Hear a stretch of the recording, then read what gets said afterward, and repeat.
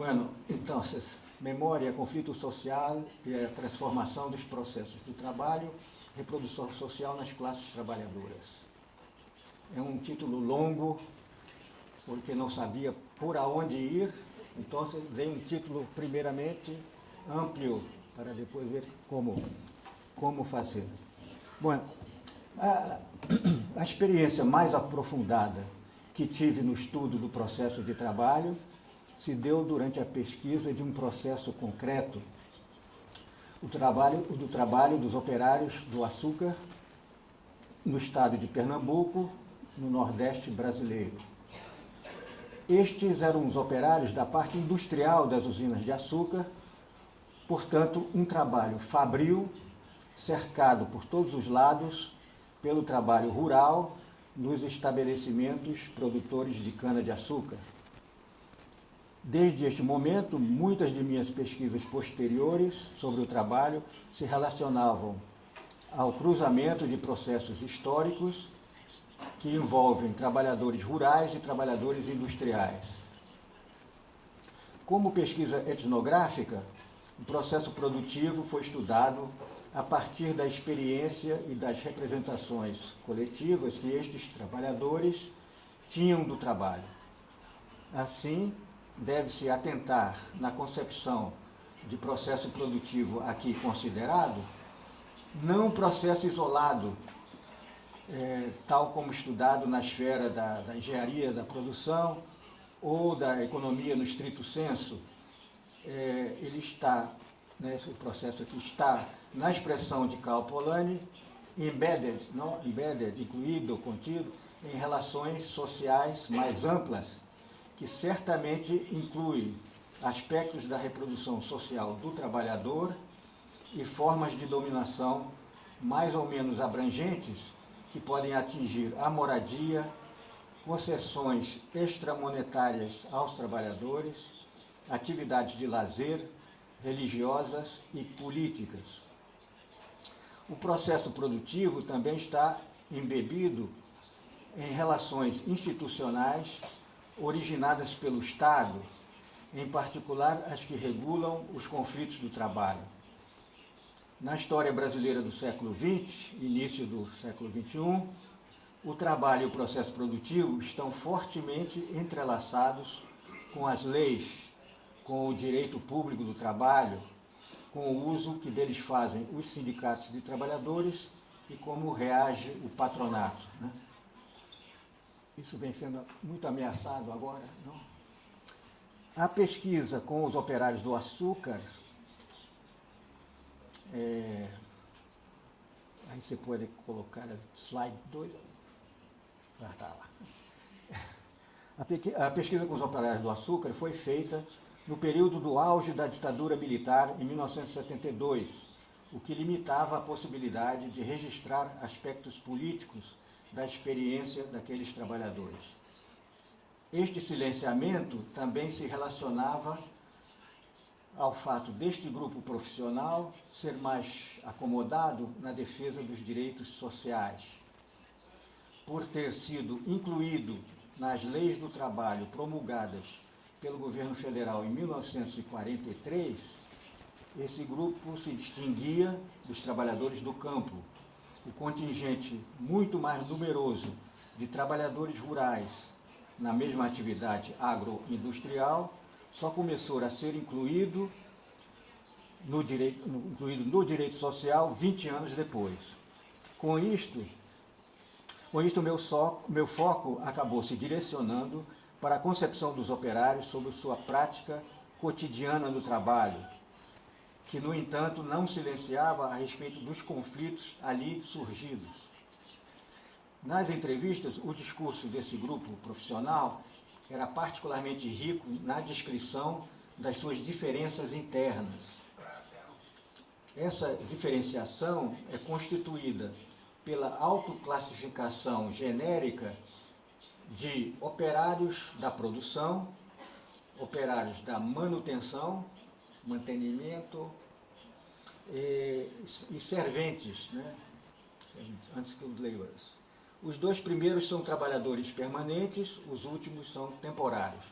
todos os subgrupos reconhecem a primazia dos operários de manutenção sobre os outros. A categoria nativa para eles é a de artistas, no sentido de conhecedores e praticantes das artes industriais. Os operadores de máquinas, que cuidam diretamente do percurso da matéria-prima, se autodenominam de profissionistas, que é um neologismo referido ao sufixo da posição mais prestigiosa dos artistas. Esses operadores são vigias das máquinas nesse processo produtivo particular e, portanto, dependem do mercado de trabalho das usinas açucareiras para exercer sua atividade habitual. Já os artistas, por praticarem as artes industriais sobre o seu objeto, né, que são as próprias máquinas e a infraestrutura da usina, podem empregar-se em um mercado de trabalho industrial mais amplo. Estes metalúrgicos do açúcar dão assistência à manutenção das máquinas e ficam de prontidão em seu tempo livre durante a safra. Durante a entre-safra, desmontam e reconstroem a usina, cujas ferragens são corroídas pelo processo químico da produção. Neste momento, chamado de apontamento, onde tem que desmantelar e reconstruir a usina toda, né? Trabalham de 3 a 4 meses intensamente e com grandes jornadas de trabalho. Podem ser contemplados com o oferecimento de empreitadas, né, de trabalhos por produção, pela administração da usina, e para isso contam com os profissionistas, né, os operários da produção, que, com a produção parada, passam a ser ajudantes dos artistas. Já na safra, os artistas têm horários menores, enquanto os profissionistas trabalham jornadas de 12 horas diárias em turnos alternados, semanais, né, de meio-dia à meia-noite numa semana, meia-noite a meio-dia na outra semana. Esses últimos ficam sujeitos à oscilação anual entre o sobretrabalho excessivo da safra e a jornada menor na entre-safra, e são assim forçados a aceitar as enormes jornadas como mal menor diante do salário maior que ganham no período de produção do açúcar. São envolvidos assim num fetichismo do salário hora e, ironicamente, autodesignados ou ironizados pelos outros como os contadores de horas. As propriedades de posição são, assim, importantes na autocaracterização dos operários do açúcar. Os operários fixos, com carteira assinada e contrato de longa duração, e acesso a uma casa na Vila Operária, né, na Company Town, sejam eles da produção ou da manutenção, se diferenciam dos trabalhadores temporários, que são os serventes, os unskilled laborers, em francês manœuvre. Em sua maioria são jovens e solteiros. Já os operários fixos são casados e geralmente moram com suas famílias nas casas da Vila Operária da usina, na Company Town. Dentre os temporários, há ainda os migrantes sazonais, trabalhadores provenientes das áreas campesinas semiáridas do mesmo estado ou de estados da federação vizinhos. Na entre-safra, que coincide com o período de chuvas, voltam para suas áreas de agricultura familiar de origem. Assim, no interior de uma situação vista pelos analistas da Plantation, por exemplo, Sidney Mintz, Eric Wolff, como característica de imobilização da força de trabalho, existe também, ao mesmo tempo, uma situação de mobilidade e do que será considerado posteriormente, no futuro, como precarização. Este grupo de operários, com toda a sua diferenciação interna, opõe-se categoria nativa, aos empregados, né, que são, na realidade, os chefes da estrutura administrativa e hierárquica que os enquadra. O conjunto dos operários,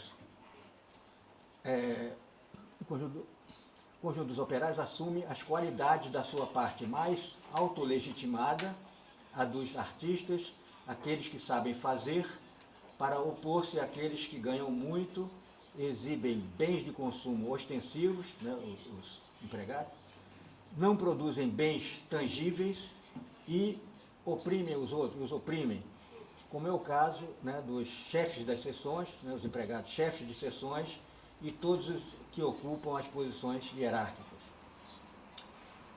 Bom, se este é o universo dos operários do açúcar, com suas diferenças internas, tal universo está rodeado de outro mais amplo, o dos trabalhadores rurais, dos engenhos, isto é, dos estabelecimentos rurais que produzem cana-de-açúcar e alimentam de matéria-prima as usinas.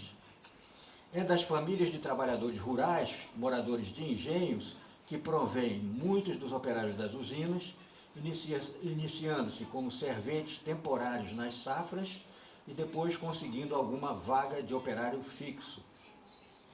Ao contrário dos operários de usinas de açúcar, que na qualidade de operários industriais foram considerados sujeitos de direitos nas leis trabalhistas implantadas nos anos 40, né, a chamada Consolidação das Leis do Trabalho, né, CLT, os trabalhadores da parte rural dos estabelecimentos produtores da cana, como toda a população rural, não foram incluídos naquelas leis sociais.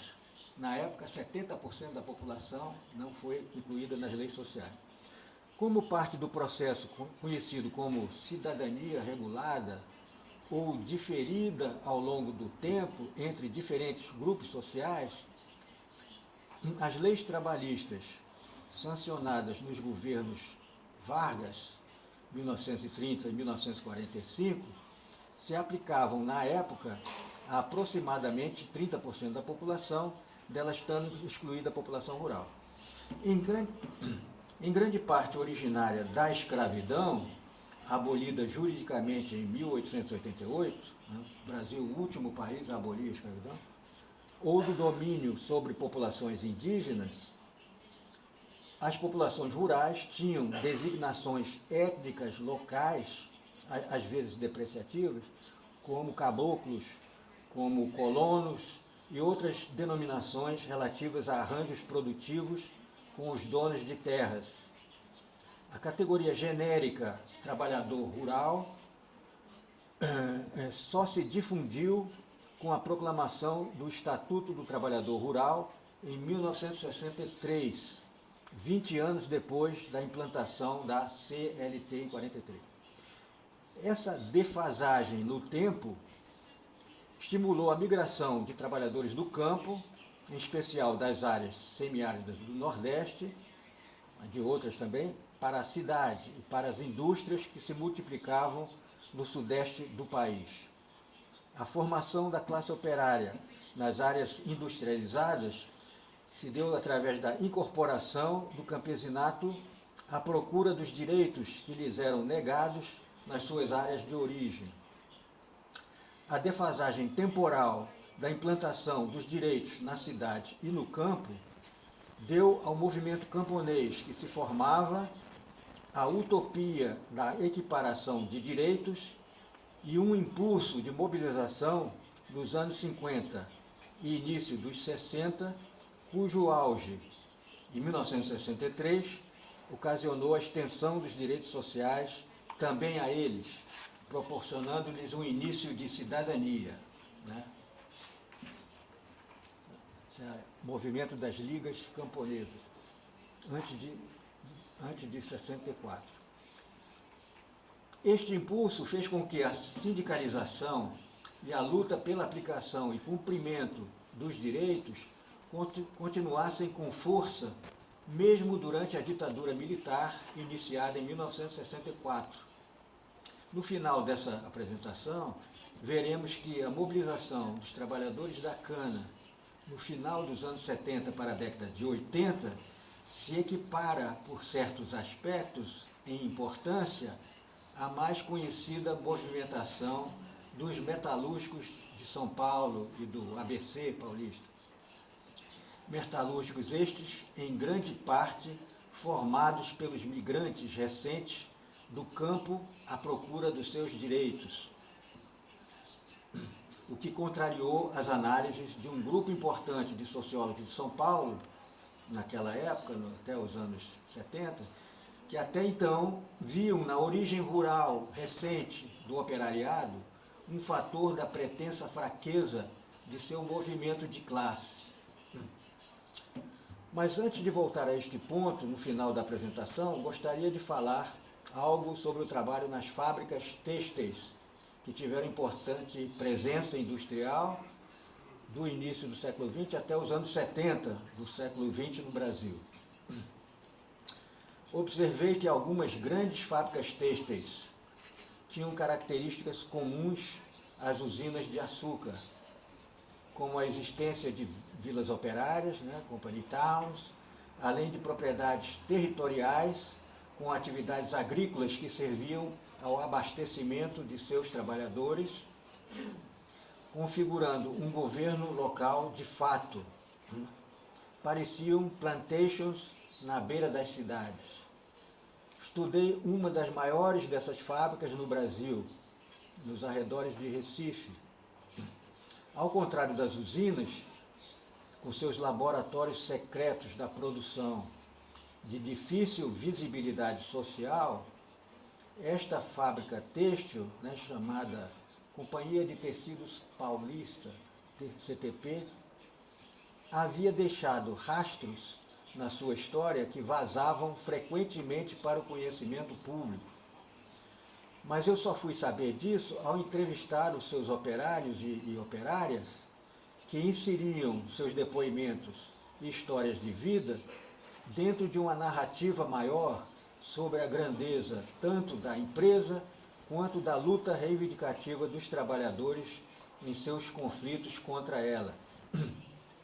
Só então vi que estava de uma história social maior que abarcava outras dimensões que não somente a centralidade do trabalho, tal como explorado na pesquisa anterior nas usinas açucareiras.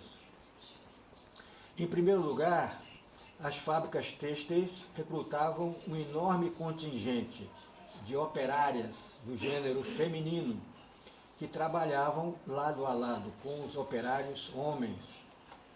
Desta forma, a densidade de trabalhadores por unidade doméstica era superior ao caso das usinas de açúcar, cujos operários eram masculinos.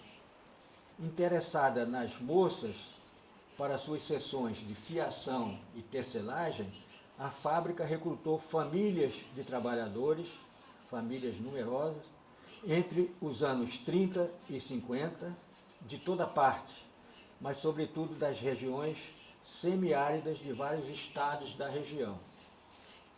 Tais famílias eram progressivamente alojados numa vila operária crescente, em construção. Os trabalhadores das seções de pré-fiação, predominante masculina, fiação e tecelagem, predominantemente femininas, mas com contramestres masculinos, eram pagos por produção. Os trabalhadores de outras seções, tinturaria, manutenção, vigilância, havia muitos vigilantes, pistoleiros, eram pagos por tempo. As discordâncias entre operários e a administração da empresa, quanto à transparência e à aplicação do salário por produção, originaram grande parte dos conflitos na fábrica, nos anos entre 1945 e 1964. Já os operários das usinas de açúcar são pagos por tempo. Quanto aos operários na produção do açúcar, aqueles contadores de horas, sendo vigias das máquinas e dos processos químicos na matéria-prima, cujo fluxo passa diante deles, o incentivo inerente ao salário por produção a eles não se aplicava. Também são pagos por tempo os operários da manutenção, Somente na entre-safra, quando a usina tem pressa nos enormes reparos a que o maquinário se submete nas mãos dos artistas, é que uma negociação entre estes e a administração se engaja para fixar tarefas e empreitadas maiores. Somente na parte rural do corte de cana é que o salário por produção se estabeleceu cotidianamente na safra. O salário por tarefa, por peça ou por produção, é, em geral, um dispositivo propício ao conflito. Os conflitos entre trabalhadores e patrões, em geral, deixam marcas na memória. A frequência e intensidade dos conflitos são características que favorecem a constituição de uma memória coletiva. Não é por acaso que os trabalhadores da fábrica têxtil desse município de Paulista, em Pernambuco, como também os trabalhadores rurais, canavieiros deste estado e de estados vizinhos, ambos com muitos conflitos entremeados pelas reclamações quanto a trapaças no pagamento do salário por produção, constituíram, cada qual ao seu modo e em seu tempo específico, uma memória e um carisma de grupo de forte intensidade durante um certo tempo.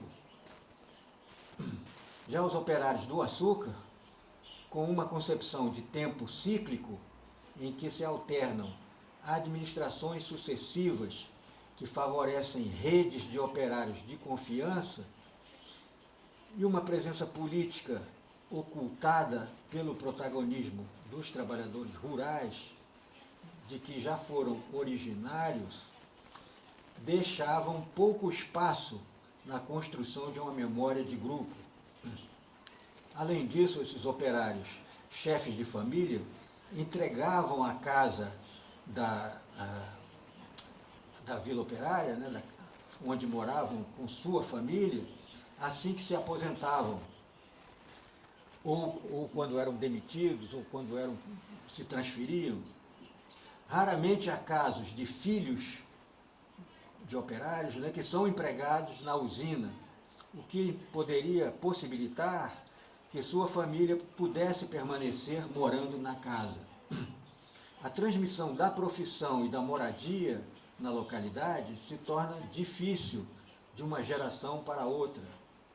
Já, diferentemente, a fábrica e a Vila Operária da CTP, dessa fábrica têxtil, na sua grande expansão entre os anos 1930 e 1950, recrutava famílias numerosas, inteiras, para que diversos de seus membros, moças ou rapazes, pudessem fornecer-lhe mão de obra. Com isto, havia, com frequência, vários trabalhadores por unidade familiar, que assim tinham melhores chances de manter a casa, habitar o bairro e também contribuir para que a memória do grupo pudesse ser transmitida entre as gerações. Por ser uma das maiores fábricas têxteis do Brasil em número de trabalhadores e por ter tido uma rede de lojas de tecidos por todo o Brasil entre os anos 20 e 70, as casas pernambucanas, os acontecimentos ligados a esta companhia tinham uma relativa repercussão pública.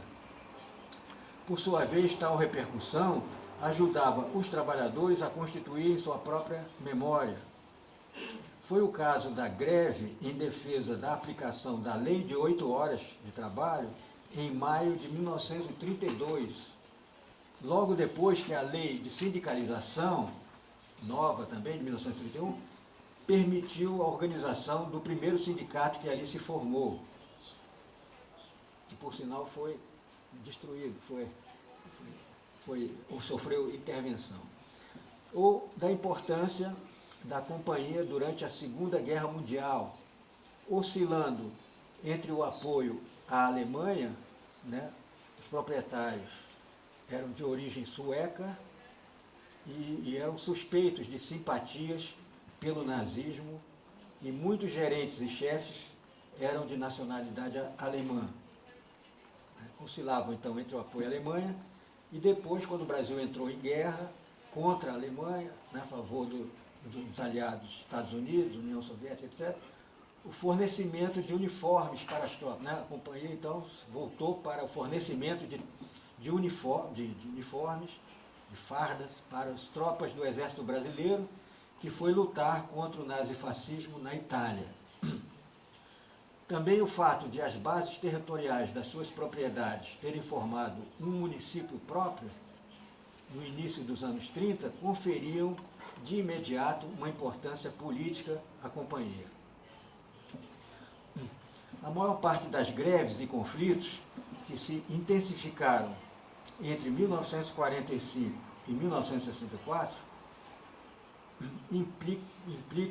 implicavam, né, em reivindicações salariais que interferiam no cálculo do salário por produção dos trabalhadores de seções em que são numerosos.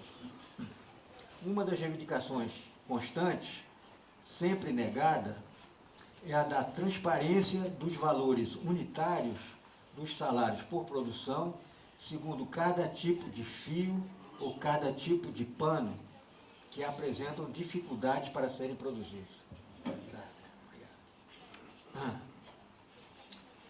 Somente com informações repassadas por empregados dos escritórios, aliados do sindicato dos trabalhadores, é que tal segredo, às vezes, era precariamente quebrado. Né? Mas na grande greve de 1963, essa reivindicação de transparência, né, através de uma tabela exibida nos salões de cada sessão, ela foi conquistada em convenção coletiva. Mas com o golpe de 64, né, e o empoderamento dos patrões, dos proprietários, como costuma acontecer nos golpes cíclicos,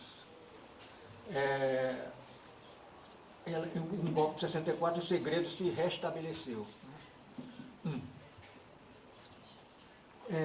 Eu vou pular aqui uma parte que eu acho que eu vou demorar a ler isso aqui.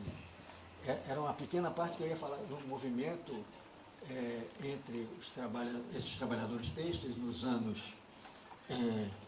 depois da guerra, né, entre 47 e 1955, em que eles os trabalhadores conseguiram constituir um bairro livre na periferia da Company Town, né, da Vila Operária, através de um movimento que envolveu mudanças na Constituição Estadual de Pernambuco, etc., mudanças essas que visavam justamente a quebrar o monopólio das company towns, né? Monopólio político e econômico. Mas eu vou ter que passar isso. Bom, isso aconteceu nos anos 50, quando houve uma primeira quebra do monopólio da Vila Operária, né? Política e econômica. Um segundo, né, se deu de outra forma, mais nos anos 70. O desejo das famílias operárias ocuparem as casas que moravam na Vila Operária, na Company Town, começou a se concretizar de forma inesperada nos anos 70. Já no final dos anos 60 e durante os 70, a geração daqueles operários têxteis que chegaram jovens na cidade, junto com as suas famílias, né, naquela Vila Operária dos anos 40, se viam, naquele momento, né, 30 anos depois, confrontados com a política de demissão dos operários estáveis, com mais de 10 anos na empresa. Né? A legislação anterior favorecia os trabalhadores que tinham mais de 10 anos numa mesma empresa. Com o poder patronal acrescido nos anos seguintes ao golpe militar de 1964, as empresas fizeram uma ofensiva contra os trabalhadores mais antigos, aqueles que viveram o período de crescimento do sindicalismo, dos conflitos e das greves. Antes de 1964, os trabalhadores que completassem 10 anos numa mesma empresa tinham direito, em caso de demissão, a uma grande indenização, que era assim, o último salário recebido, multiplicado pelo número de anos trabalhados e multiplicado por 2.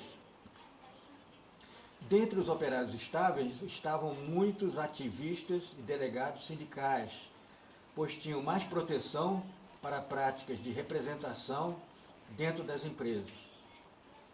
No final de 1966, foi instituído pelo governo federal o chamado Fundo de Garantia do Tempo de Serviço, FGTS, que era um mecanismo pelo qual todas as empresas eram obrigadas a contribuírem para o fundo gerido pelo Estado, de onde os trabalhadores sacavam indenizações quando fossem demitidos, né?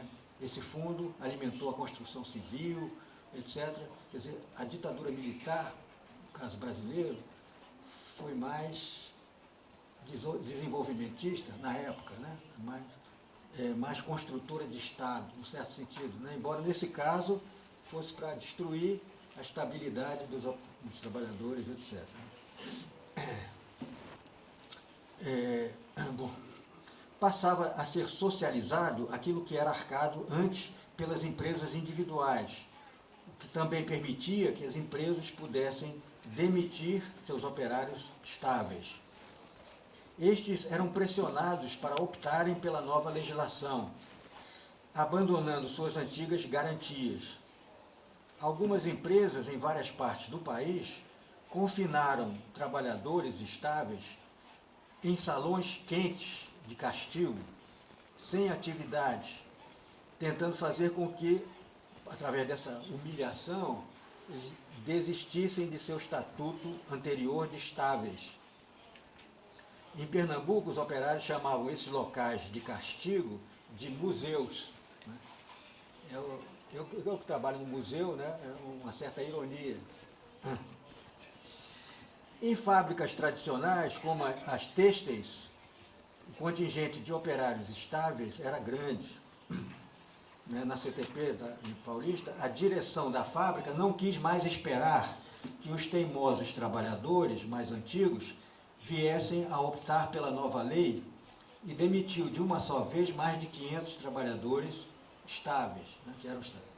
Estes entraram com processos na Justiça do Trabalho contra as demissões e formaram-se movimentos de solidariedade na expectativa das ações, do desfecho, né, das ações judiciais, com passeatas locais, com coletas para sustentar os demitidos, etc. Essa luta, que durou ao todo mais de 10 anos, entre levas sucessivas de demissões, de reclamações, e o tempo de tramitação dos diferentes níveis do judiciário, resultou depois em algumas vitórias para os trabalhadores. Embora a reivindicação de reincorporação ao trabalho fosse negada, né, nas questões levadas à justiça, a primeira reivindicação era reintegrar o trabalho, mas isso foi negado. Mas as indenizações foram concedidas. Com uma gigantesca dívida trabalhista, a companhia passou a incluir o valor das casas da Vila Operária no total das indenizações, o que fez a maior parte da Vila Operária passar a ser propriedade das famílias que nelas moravam. Como já dissemos, nestas fábricas têxteis, a presença das mulheres na produção e, portanto, do número maior de trabalhadores numa casa, morando numa casa, favorecia o longo tempo de permanência das famílias na localidade, constituindo redes de parentesco e de vizinhança duradouros. Isto fez com que muitas famílias que foram mantendo sua permanência na Vila Operária pudessem, afinal, usufruir da propriedade da casa por efeito das indenizações decididas pela Justiça do Trabalho pelas demissões indevidas. Uma medida como a demissão em massa dos operários mais velhos, para que a memória de lutas não fosse transmitida às gerações seguintes, provocou efeitos inversos, pela visibilidade da luta de resistência e pelo resultado inesperado da atribuição da propriedade das casas às famílias de trabalhadores. Este caso nos leva a considerar, por um lado, as condições mais ou menos favoráveis à transmissão de uma memória entre as gerações, e, por outro lado, o uso generalizado pelos trabalhadores da justiça do trabalho. Também aqui nas fábricas têxteis, como vimos no caso das usinas açucareiras, se há um efeito de permanência que a situação de imobilização pela moradia favorece, há também o lado de mobilidade e saída de parte grande do contingente de trabalhadores que por lá passou. O exame das fichas de pessoal no escritório da fábrica mostrava a frequente saída de trabalhadores, ocasionado por demissões ou pela desistência dos trabalhadores de lá permanecerem.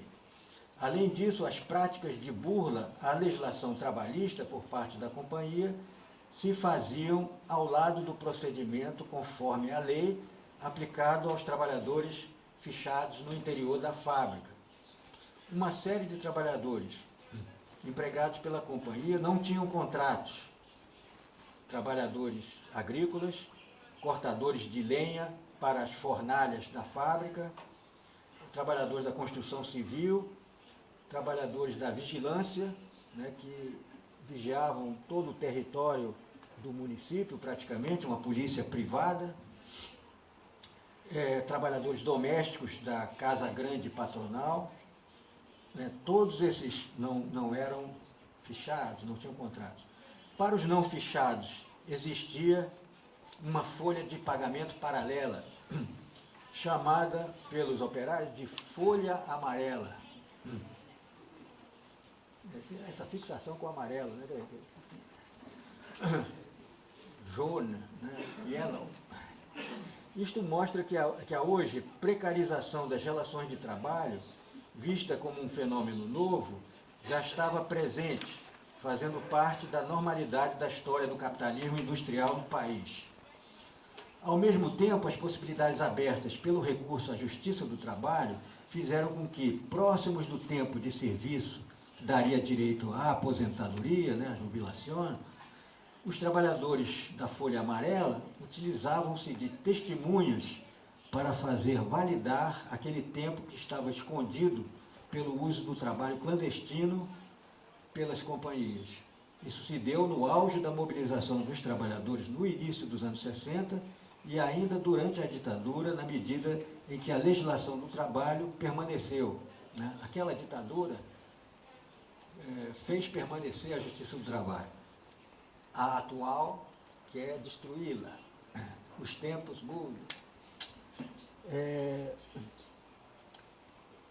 Esse jogo entre tendências contraditórias de imobilização e de mobilidade da força de trabalho vem sendo infletido nos últimos anos na direção dos contratos temporários e da maior rotatividade dos trabalhadores. Já com o fim da estabilidade dos antigos operários, desde o final dos anos 60, as gerações seguintes entraram na fábrica com a nova lei e se submetiam a uma rotatividade maior no trabalho. O fechamento de fábricas dos anos 80, 90 e 2000 agravaram a precariedade do trabalho nas fábricas têxteis da região, com cada vez menos trabalhadores. A intensificação do trabalho nas fábricas sobreviventes aumentou muito a produtividade com reorganizações da produção e agravou as novas condições geradoras de doenças profissionais, como as lesões por esforços repetitivos, né? Conhecidas no Brasil como LER. Né?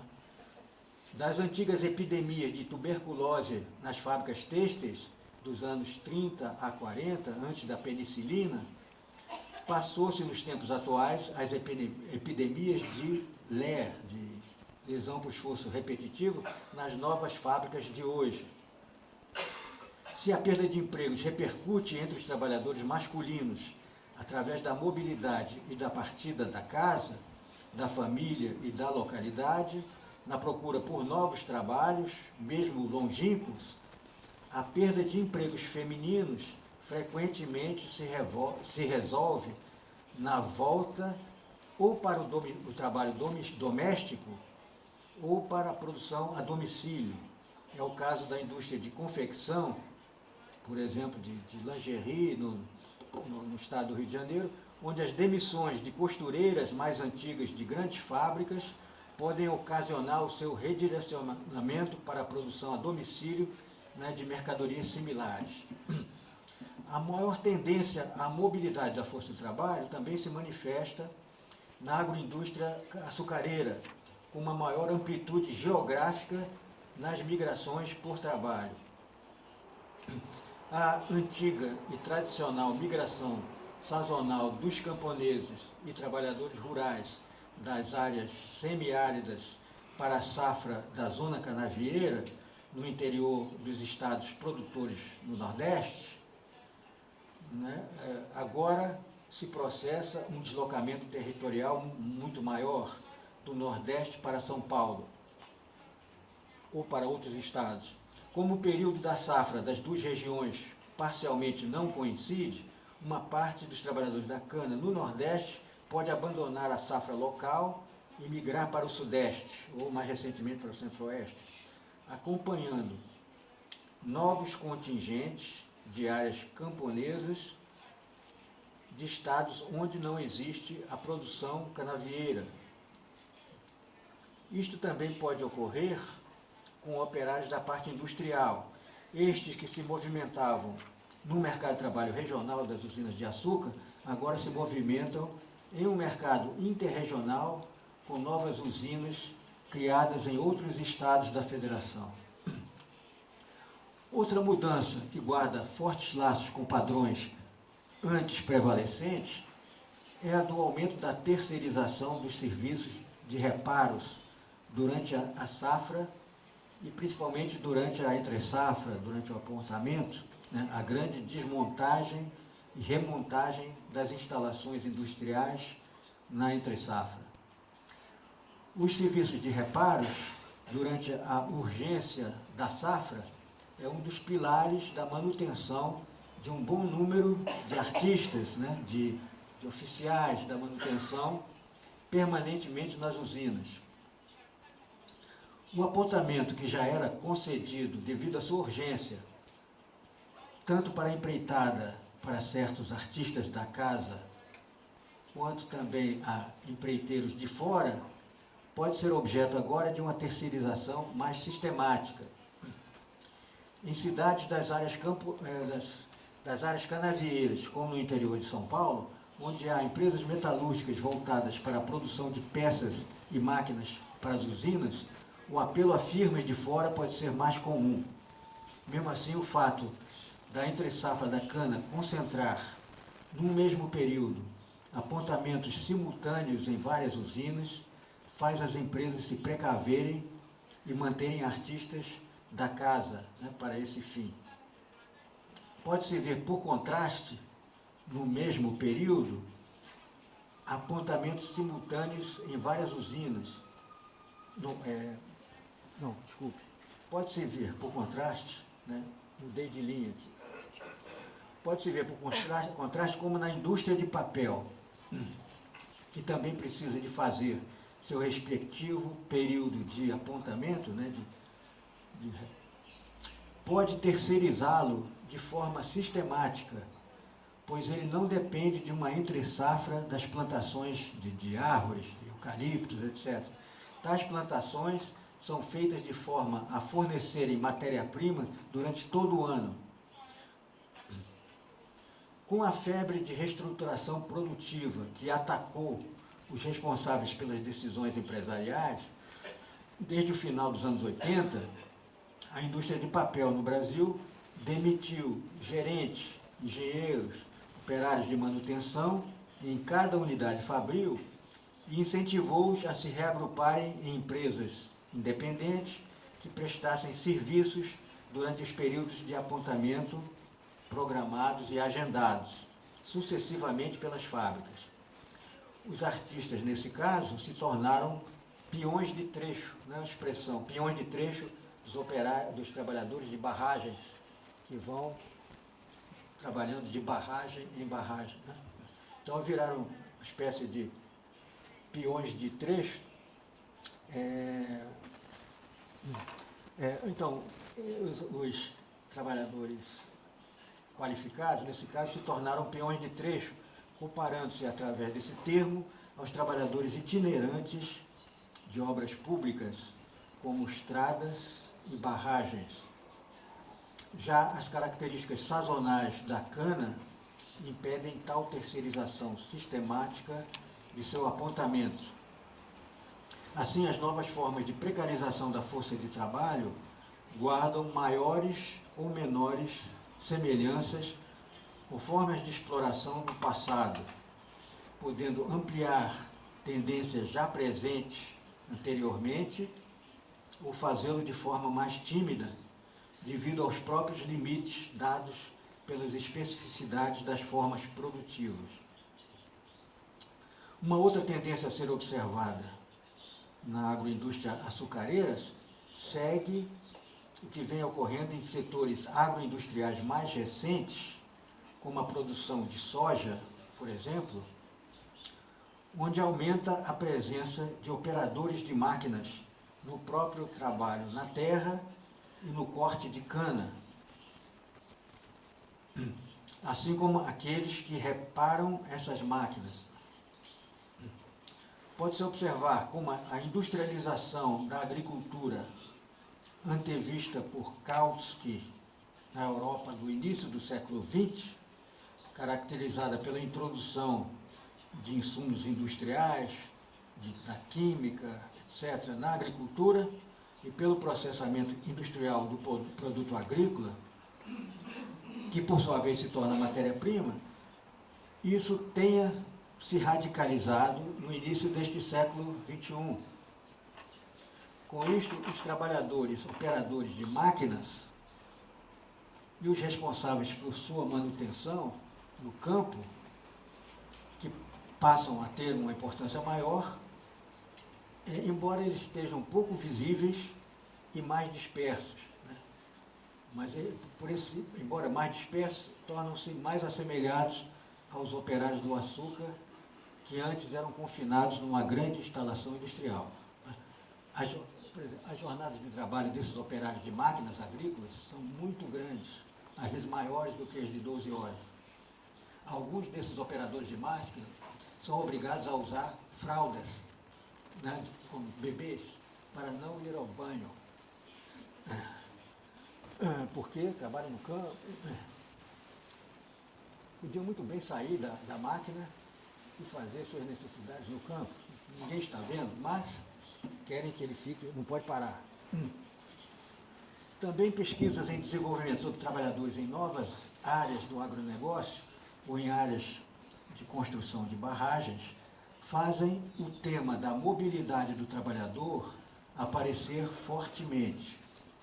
Aqui entra em cena uma tradição de mobilidade de redes masculinas de jovens trabalhadores que fazem da necessidade virtude e, por detrás dos aspectos de exploração do trabalho que aparecem em seus empregos temporários sucessivos, figura, no entanto, um gosto pela aventura, né, e pelo deslocamento em busca de novos trabalhos por terras distantes, né? Quer dizer, a expressão sair para o mundo, né, é uma expressão constante desses jovens, né, uma tradição no Brasil, desde o boom da borracha, que desloca muita gente para lá, as barragens, né, um proletariado nômade, né, como diria Marx, que se generaliza, né, pelo país. Nos trabalhos fixos e estáveis, como o caso já narrado das fábricas têxteis do século XX, tais como fábricas siderúrgicas, como a Companhia Siderúrgica Nacional, em Volta Redonda, Rio de Janeiro, antes pública, depois privatizada, ou nas redes e comunidades de operários industriais na área metropolitana de São Paulo, o trabalho, a casa e a família podem se constituir em proximidade e são, assim, altamente prezados pelas famílias de trabalhadores. Já tratamos aqui do caso em que isso aparece fortemente, né, o recrutamento de famílias camponesas, com um grande número de filhas, né, de mulheres, e que são cobiçadas pelas fábricas têxteis no período de sua expansão na primeira metade do século XX. Esta era uma oportunidade para que estas famílias camponesas permanecessem com seus membros familiares juntos, havendo trabalho para membros masculinos e femininos. Já no caso da formação da classe operária em São Paulo, nos anos de 1950, aparece um contingente muito importante de trabalhadores migrantes, os chamados operários de origem rural, né? Que já mencionei aqui, que a sociologia do trabalho paulista internacional da época apontava, né? Muitas vezes o trabalhador migrante vem sozinho na frente e posteriormente traz ou não os seus grupos familiares. Essa aventura masculina inicial pode dar origem a uma carreira operária e a uma comunidade operária estável, como no caso de muitas localidades do ABC paulista, e que foi a base do movimento operário do final dos anos 70 e dos anos 80. Mas ela pode dar origem também a movimentos menos fixos, como a busca do trabalho por conta própria, fora da indústria, pequeno comércio, ou a volta para as áreas de origem. Naquele momento, entre os anos 50 e 70, esses movimentos articulavam-se numa conjuntura de forte crescimento do emprego industrial, e o centro fabril da área metropolitana de São Paulo se beneficiava de grandes migrações. Já o período mais recente de precarização do trabalho e do emprego, com auges nos anos 90 e segunda metade dos anos 2010, fazem o trabalho por conta própria inflacionar-se com a demissão de muitos operários industriais. Acho que eu vou pular um parágrafo aqui para não demorar demais. É um parágrafo que dizia a atenuação disso nos anos 2000 em vários países latino-americanos, com políticas de transferência de renda mínima, com valorização do salário mínimo, com mercado, né, incentivos ao mercado interno, com, né, o aumento da taxa de emprego, etc., que permaneceram nesses últimos tempos, né? Política também de acesso à universidade, primeira geração de pessoas da família na universidade, e deslocando um pouco o conflito das áreas de trabalho, o conflito social, para dentro das instituições de ensino, né, com cotas de populações indígenas, afro-brasileiras, etc. Um grande crescimento nas instituições de ensino de estudantes de classes populares, né. Atenuou um pouco esse movimento que, no entanto, continuava por baixo ali, né, esse movimento todo de precarização, etc. Bom,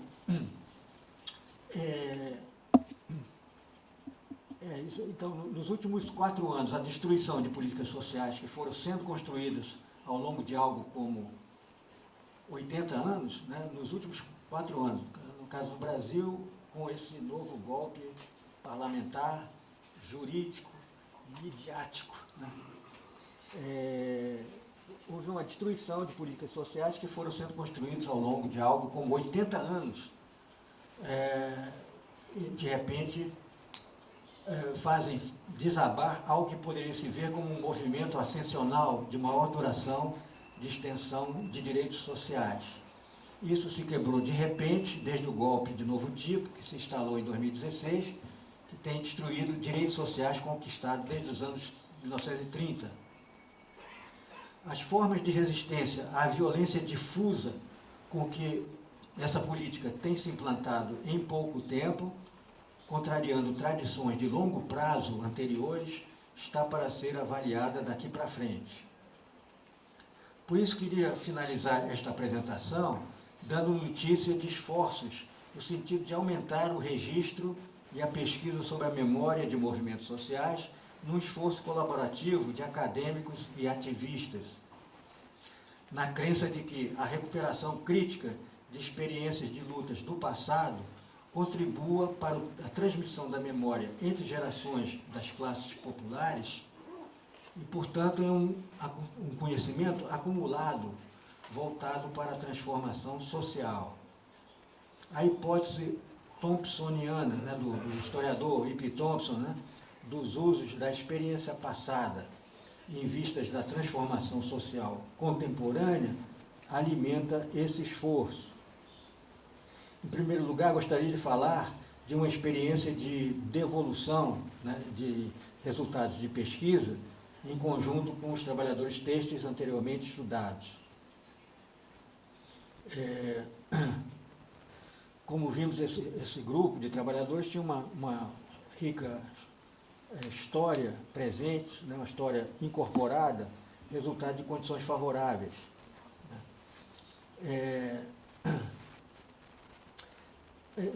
Já foram difíceis, no caso dos operários do açúcar, por exemplo, contraste, foram difíceis a penetração e a permanência prolongada nos territórios desse governo local de fato, que são as usinas de açúcar, né, para poder captar, pesquisar o pensamento dos operários, dos operadores humanos.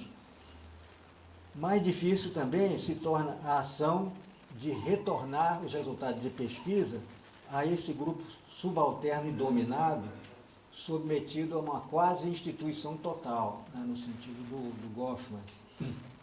No caso dos têxteis, ao contrário, sempre conseguimos manter uma relação que se prolongou ao longo dos anos com um núcleo de confiança que nos introduziu à rede de trabalho e vizinhança desde a segunda metade dos anos 70.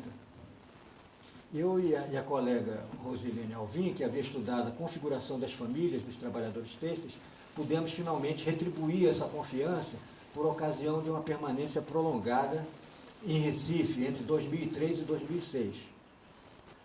Como houve oportunidade, na época que havia mais financiamento para a pesquisa, para o intercâmbio acadêmico, nós fomos professores visitantes da Universidade Federal de Pernambuco durante 3 anos.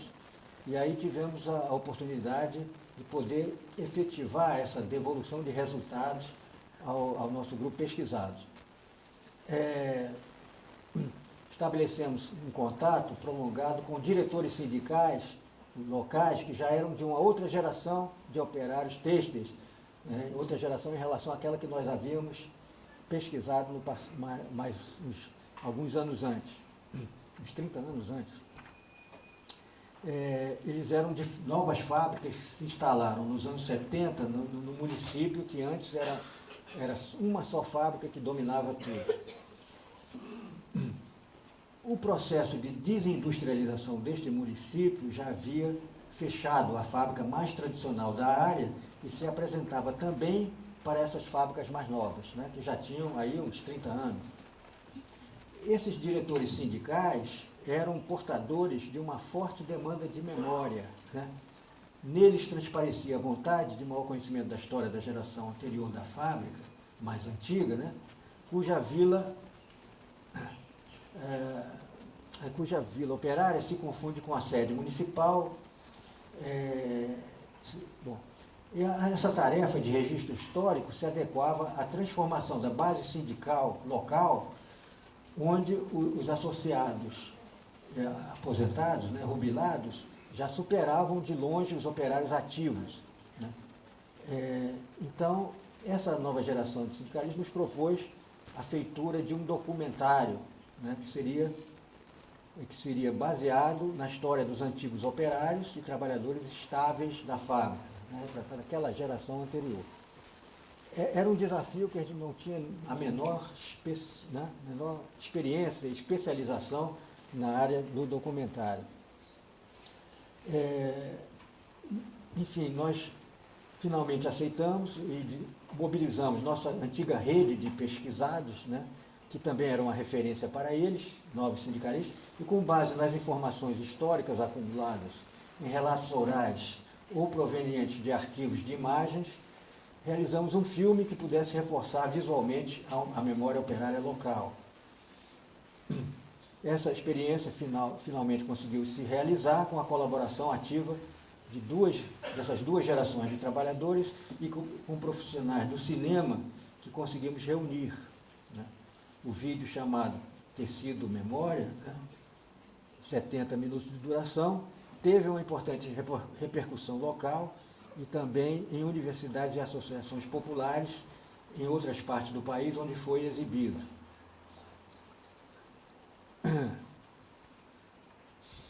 Vou pular aqui uma parte também, porque estou demorando demais. O texto muito longo, o espaço, em vez de ser 2, é 1,15. Então, bom, paralelamente, então, houve esse filme, né? Está aí, está no YouTube, como eu botei aí na ficha, está no YouTube. Como os operários do filme do Ken Loach, né? Aquele filme do Subcantonar, está no YouTube. Paralelamente, uma equipe de pesquisadores do campesinato recebeu a incumbência por parte de antigos dirigentes sindicais dos trabalhadores rurais, a incumbência de recolher, né, e sistematizar histórias de vida e informações de ativistas e participantes mais idosos do movimento camponês.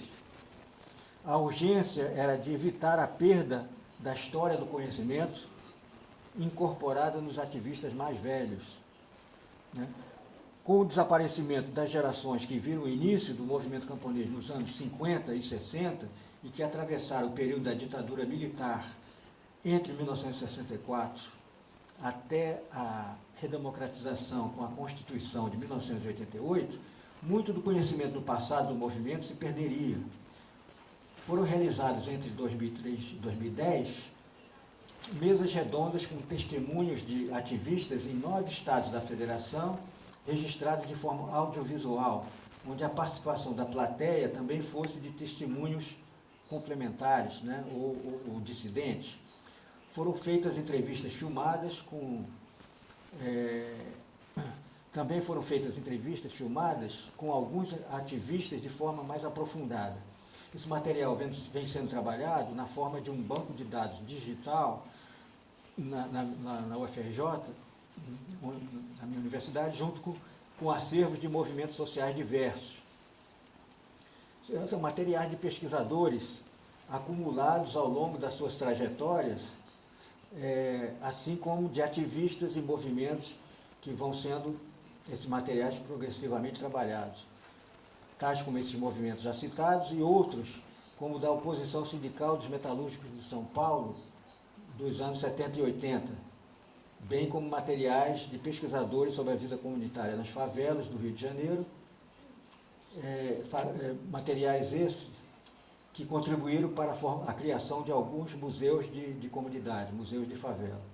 Alguns desses movimentos voltados para a memória foram estimulados no período em que houve uma Comissão Nacional da Memória e da Verdade sobre a repressão na ditadura e várias comissões locais, entre 2013 e 2014, que contemplaram documentação e testemunhos de indivíduos vítimas de graves violações de direitos humanos, mas também a repressão do Estado e de empresas a movimentos sociais, né? Movimentos sociais. Bom, finalmente, falar de uma última pesquisa em andamento, né? Quer dizer, para estimular o recolhimento de materiais para esse arquivo digital, nós conseguimos a aprovação em um edital de pesquisa sobre a memória de conflitos na história do Brasil. Né? Nós propusemos um estudo comparativo entre as greves dos metalúrgicos de São Paulo e de sua área metropolitana do ABC paulista, por um lado, né, com a greve dos canavieiros do Nordeste, por outro lado, e para isso formamos equipes de pesquisadores em 4 universidades federais. O objetivo da pesquisa, intitulada Movimentos Cruzados, Histórias Específicas, né, seria fazer análise comparativa sistemática de movimentos significativos de operários e trabalhadores rurais, né, situados em 2 pontos geográficos distantes no interior do país, os metalúrgicos da Grande São Paulo e os canavieiros de Pernambuco, estados vizinhos, foram protagonistas de ciclos de greves na virada dos anos 70 para 80 do século passado, de grande importância para o movimento mais geral de democratização, de conquista de liberdades e direitos pelos trabalhadores. O espaço a ser ocupado por uma análise comparativa sistemática dos movimentos de operários industriais e de trabalhadores rurais tem permanecido um espaço praticamente vazio nas ciências sociais brasileiras. A especialização profissional dos estudiosos do trabalho industrial, por um lado, e dos estudiosos do campesinato, trabalhadores rurais, por outro, tem sido um obstáculo de difícil superação, né, entre antropólogos, sociólogos e historiadores.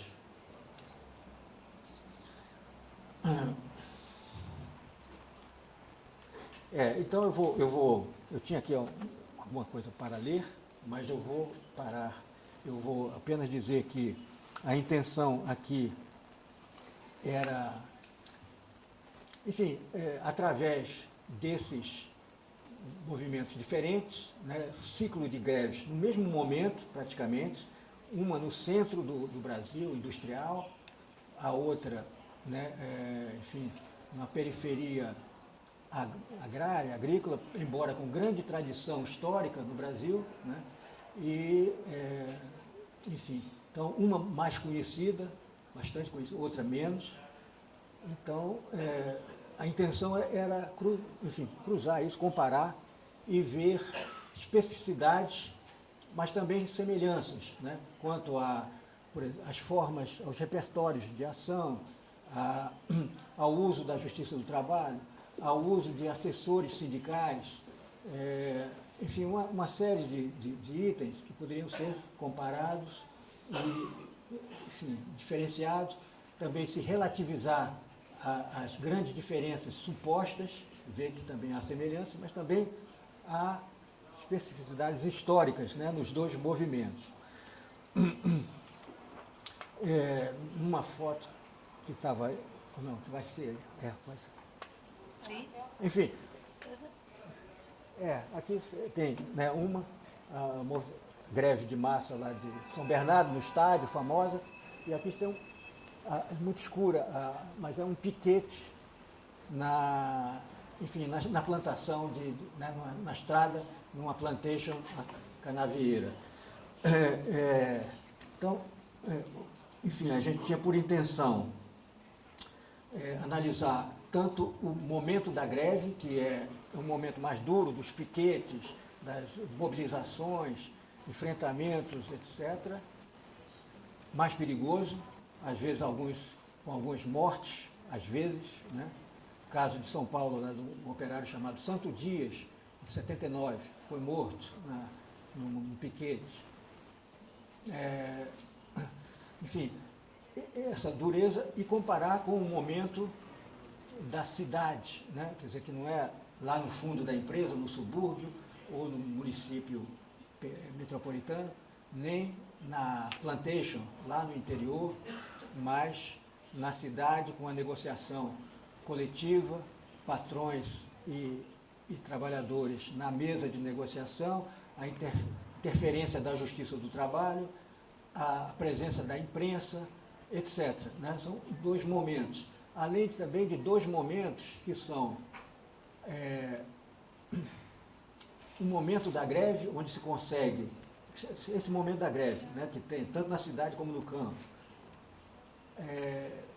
esse momento da greve, ele é um momento da convenção coletiva, é um momento inesperado do desencadeamento da greve, é um momento de força, mais força dos trabalhadores. E um momento chamado interregno, né, o intervalo entre uma convenção coletiva e outra, e onde se volta ao cotidiano das empresas, né, o status quo das empresas, onde a dominação patronal é muito mais forte no cotidiano e tem que ser um trabalho de resistência para fazer cumprir aquilo que deveria ser aplicado pela convenção, pela justiça, etc., e que não é aplicado, né? Então, às vezes fica um ciclo de Sísifo, né, de um trabalho de Sísifo, de repetições de greves para conseguir, enfim, cumprimento de uma série de cláusulas. É isso, quer dizer, tentar. Eu ia concluir assim, conseguir. Bom, vou dar uma conclusão rapidinha. As lições de vida social que essa experiência secular deixa permanecem como instrumentos para as novas classes trabalhadoras e deixam ensinamentos inesperados para a sobrevivência a novas formas de dominação do presente e do futuro. Ou ainda, a experiência de resistência das classes trabalhadoras concentradas e suas memórias subterrâneas podem deixar legados para o estudo e para o respeito às profissões humildes, diversificadas, que proliferam no novo mundo globalizado, que já Everett Hughes, né, lá da antiga escola de Chicago, acenava nos anos 50 como alvo principal do drama social do trabalho. Se a memória coletiva é um instrumento... Última frase.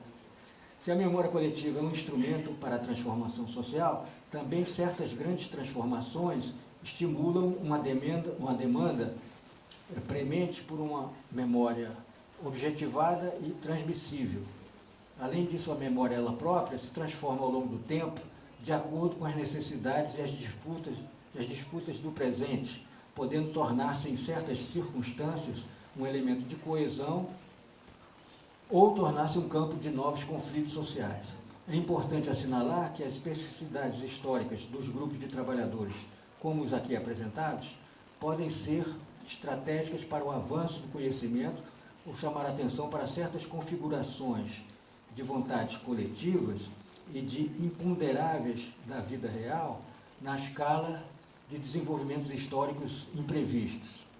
Ao objetivar uma memória em disputa, inclusive no pensamento dos indivíduos, e conseguir formas de transmitir tal objetivação aos grupos estudados, as ciências sociais podem participar na elaboração do mundo e contribuir para um sentimento de libertação de dominações incorporadas.